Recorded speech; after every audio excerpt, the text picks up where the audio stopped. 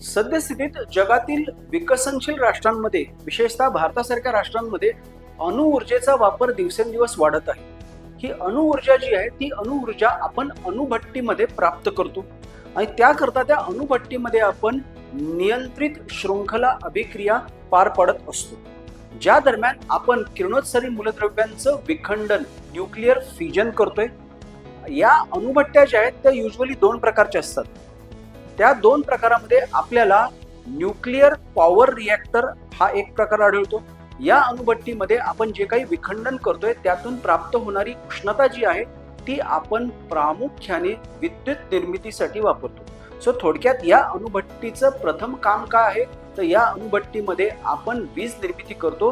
त्या अणुभट्टीला आपण म्हणतोय न्यूक्लिअर पॉवर रिएक्टर.